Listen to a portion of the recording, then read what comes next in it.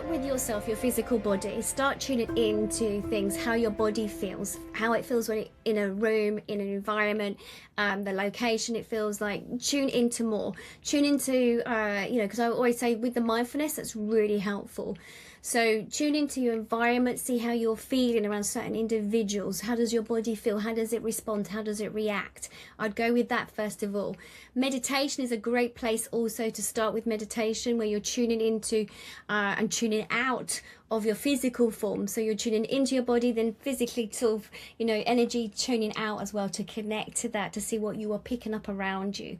So it might be that you play a game as in, and I did this on my retreat actually, you stand in one location, have your eyes closed, and you let the other person come closer and closer to you, and you start developing your energy field around you. What are you picking up? What are you feeling? How close are they getting? When they get so close, can you feel the individual before they touch you on the shoulder?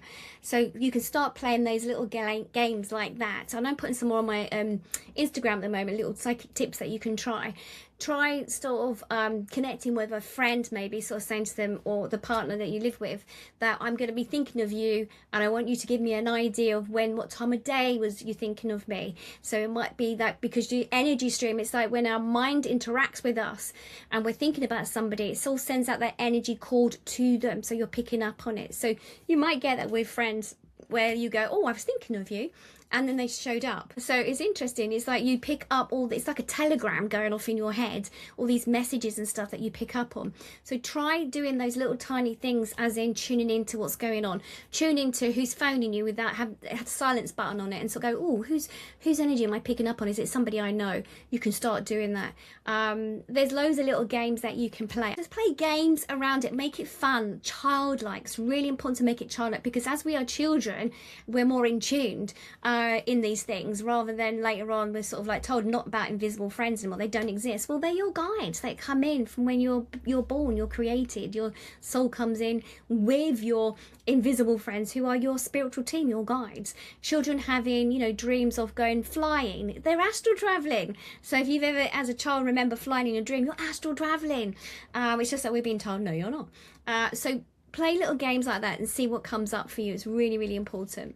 That will help. And also, I've got a course online. I can send it to you and you can have a little look at it, and you can see, tuning into it, what you pick up. But there's a great question. When you work as a student in the class with somebody else and you're sitting opposite them and you're picking up on energy, you say it and they're like, yeah, you're spot on. You're like, oh, how did that happen? Trust in what you're receiving. Yeah, we're like radios. We're picking up on frequencies. It's coming in, just tuning ourselves into that frequency. If you think of children, you give them a cardboard box, their imagination is like, it turns into a castle or a rocket.